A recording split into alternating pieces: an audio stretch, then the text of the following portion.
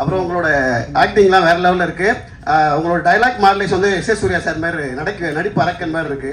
வரக்கூடிய படங்கள்ல உங்களுடைய மாடலேஷன் விஜய் சார் மாதிரி அஜித் சார் மாதிரி மாற வாய்ப்பு இருக்கா சார்?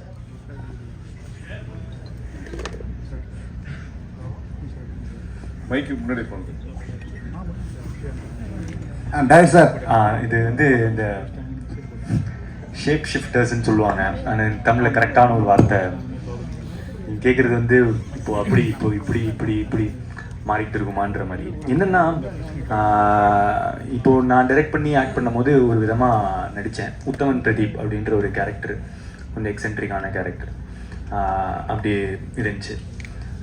இப்போது ஆக்சுவலாக டிராகனில் வந்து உத்தமன் பிரதீப் மாதிரி இருக்காது, ரொம்ப வித்தியாசமாக. நான் கிட்டத்தட்ட டேரக்டர் என்ன எனக்கு பண்ணி காட்டுவார், அதை தான் வந்து முடிஞ்ச அளவுக்கு நான் ரெப்ளிகேட் பண்ண ட்ரை பண்ணியிருக்கேன். ஏன்னா அவரோட கேரக்டர் தான் டிராகன்றவங்க கொஞ்சம் ஃபஸ்ட்டு திமிரு பிடிச்ச மாதிரி இருக்கும்.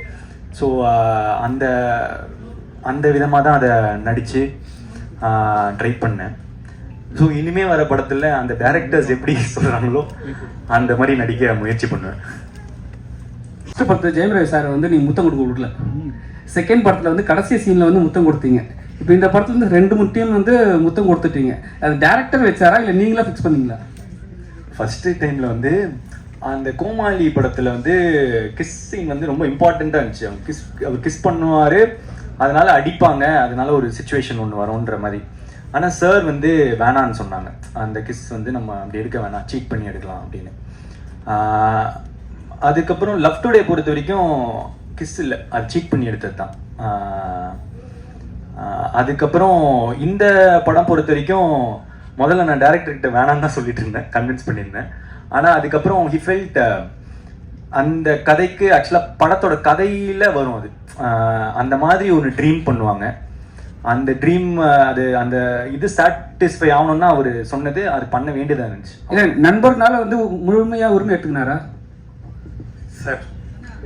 நான் இப்போது என்னோட ஓமை கடலை பார்த்துருக்கீங்களா? அதோட கிளைமேக்ஸில் கோர்ட்டில் கிஸ் இருக்க மாதிரி இருக்கும். அது வந்து ஒரு ஃபார்ம் ஆஃப் லவ் சார். அவன் வந்து ஹீரோ வந்து ஒரு அந்த பொண்ணை பார்த்தா ஃபீலிங்ஸே இல்லைன்னு சொன்ன ஒருத்தர் வந்துட்டு கடைசியாக அந்த பொண்ணை கிஸ் அடிக்கிறதுல 1000 ஒரு 20 பேஜ் டைலாக் அந்த ஒரு கிஸ்ஸில் இருக்குது சார்.